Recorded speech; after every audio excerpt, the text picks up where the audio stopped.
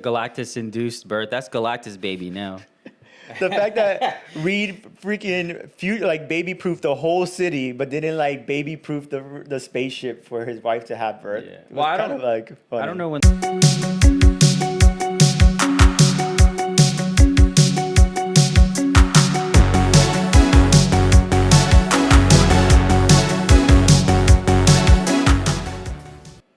Hey guys, welcome back to the channel with your host, Warren Ghost. Today we'll be covering the official Fantastic Four review. And on the previous video, we gave our rating and our thoughts on each character. But this time, we'll be diving into the hot takes and the overall plot of the film.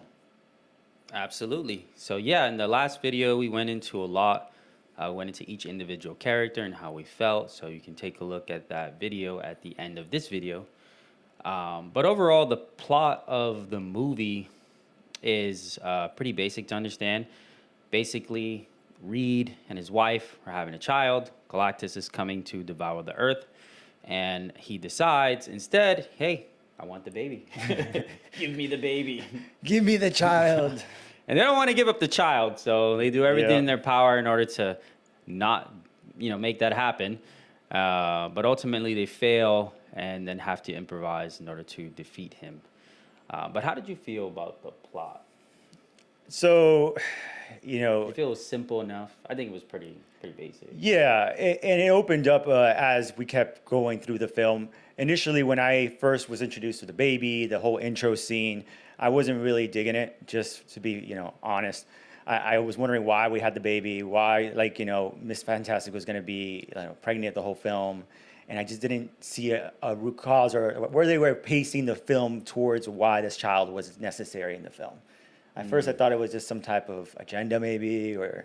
Okay. Well, you just probably didn't know that Franklin is an Omega level mutant. No, I had no idea. I had no time and space. It was a complete shell shocker to me, and it was great. It was great because that it made sense now. Like looking back at the film and going through how they paced it. I mean, the only reason that Galactus could have spared their planet was because of the child. So there was no other token that they had. He wanted to basically pass his own personal curse onto the child so he can be free of devouring planets. Yeah, it felt more like he was trying to eat the child, like to gain energy to not have to eat more planets anymore.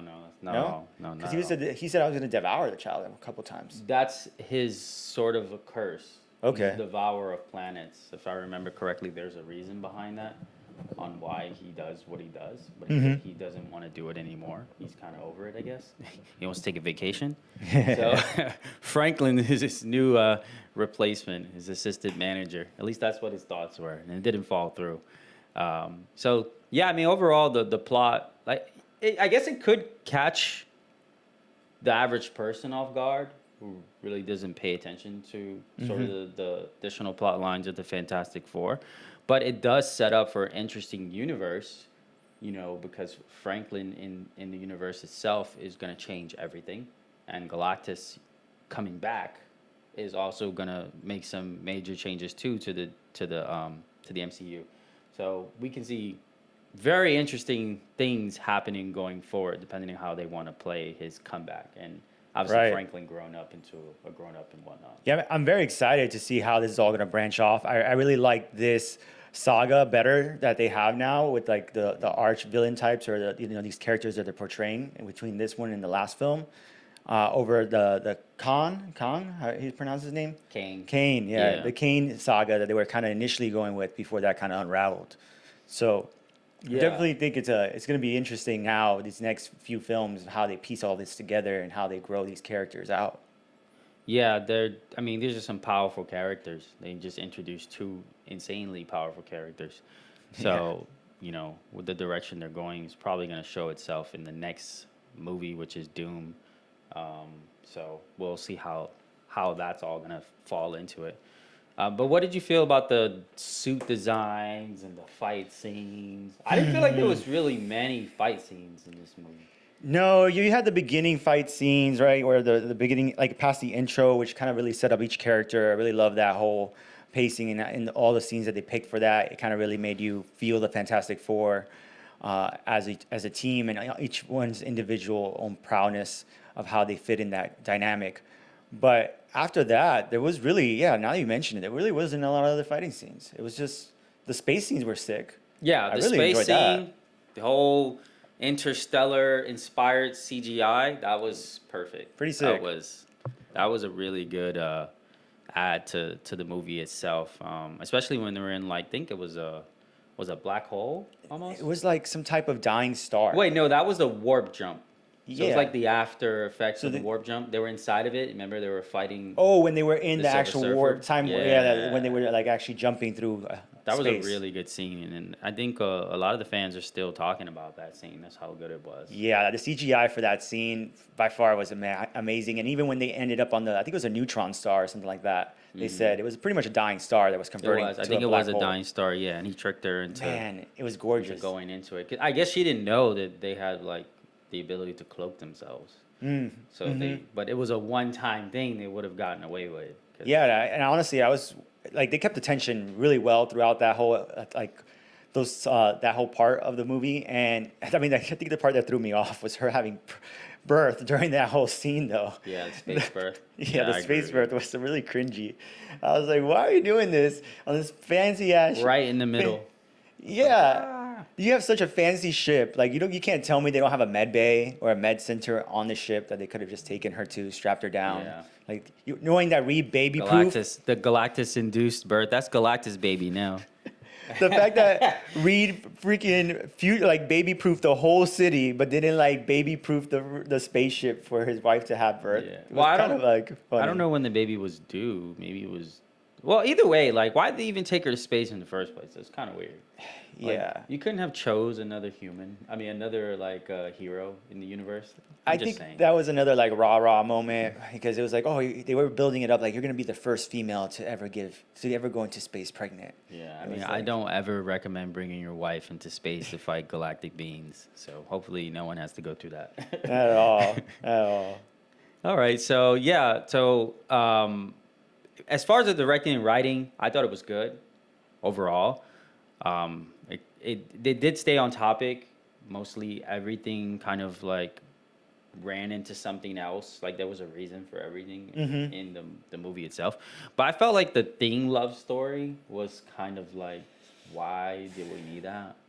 They were trying to make him more human. They were humanizing him. That's what they were trying to do. Yeah, but, and you know. and they did a good job in a lot of the other scenes with him and building his character that way. But I think they were trying to add that little tidbit to it, like that little extra pizzazz to try to round him out more. But it did feel kind of just flat and not necessary. They could have cut it. I agree. Like we didn't need it could have just ended with them playing with the kids and trying to throw the car at the kids and then ended at that. She didn't even need to be there, you know?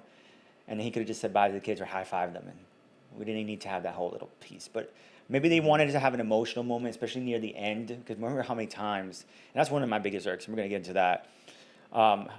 Like every time they kept bringing, oh, it's the end of the world. Be with your Yeah. loved ones. Hug your loved ones. Spend the last few moments with your cherished ones, you know?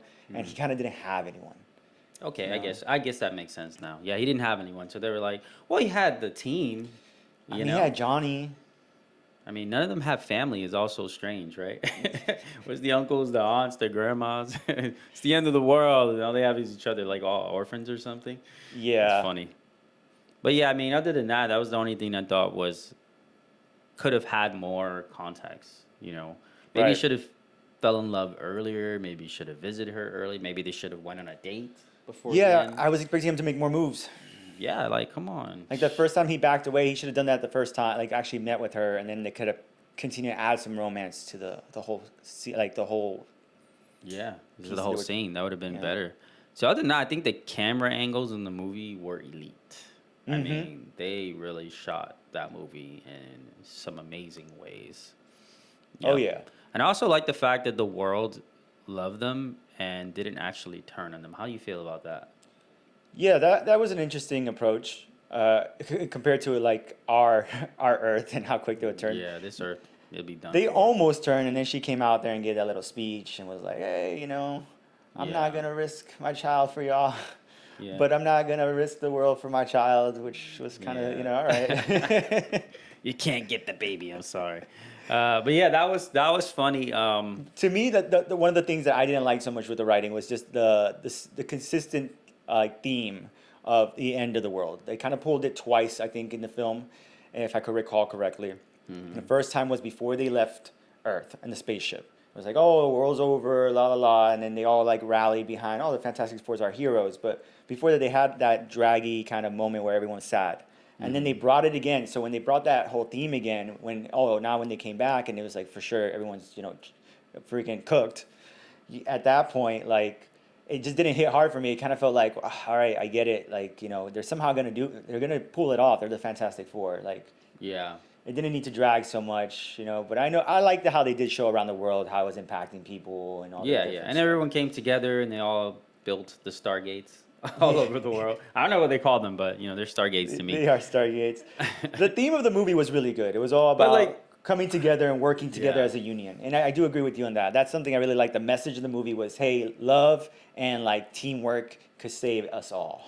Yeah, which I don't think we'll get on our Earth. I don't know what number Earth this is, but that's not gonna happen. Not on our timeline.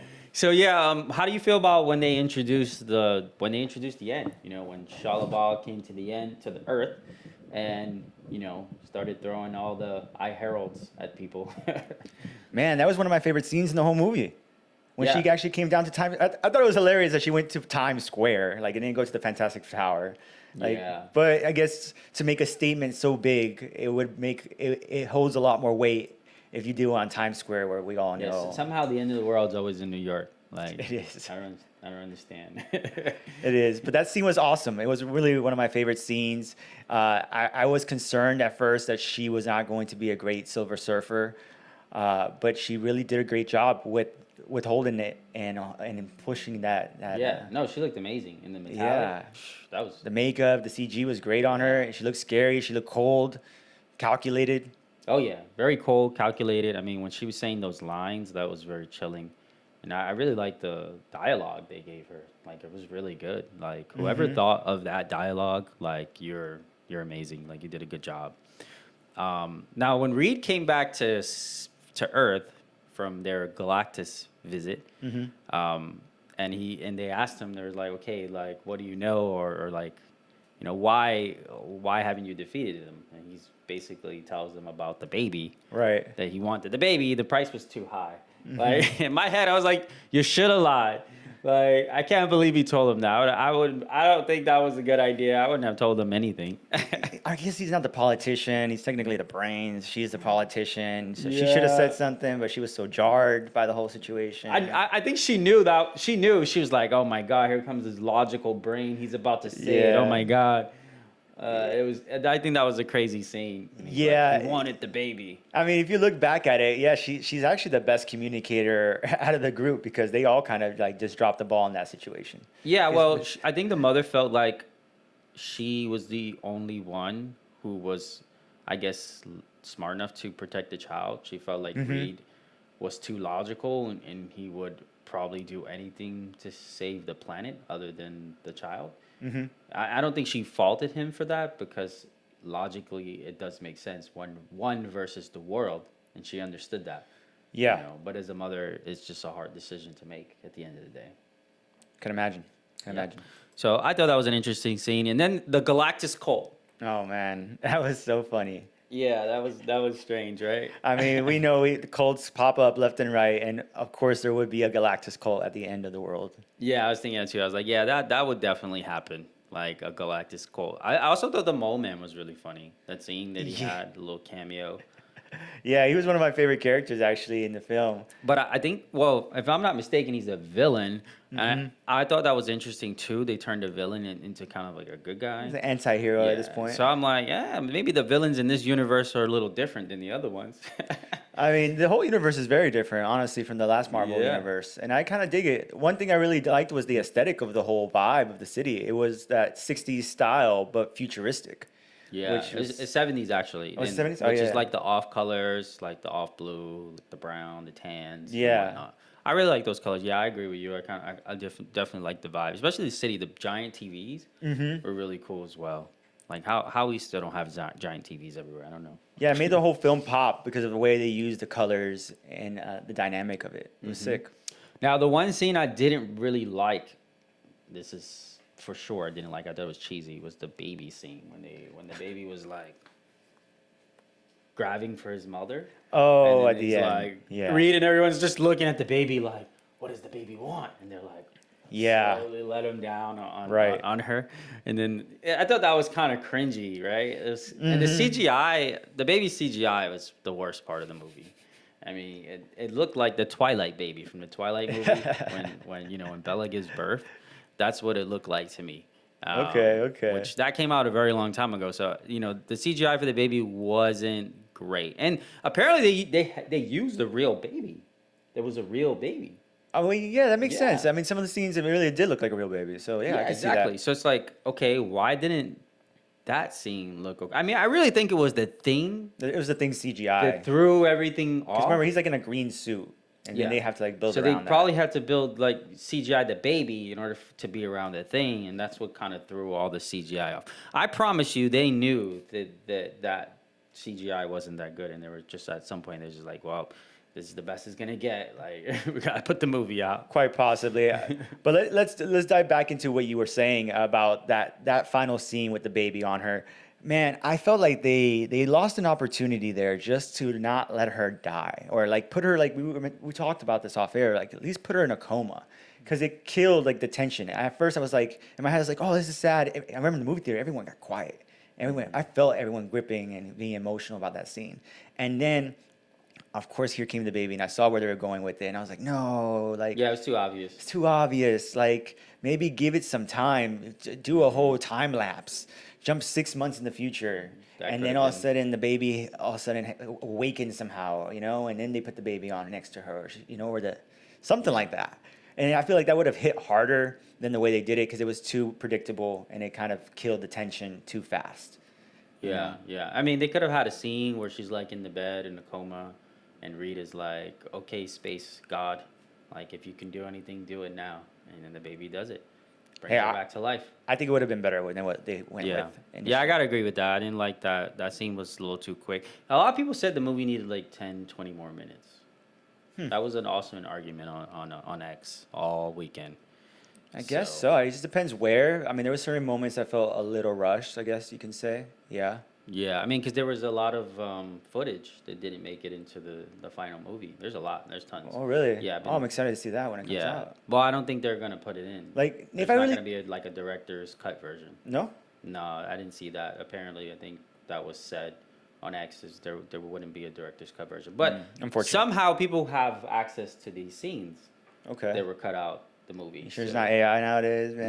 No, it's not AI. There's definitely scenes that were cut out. I can't remember what they were, but you guys, everyone go online and check them out.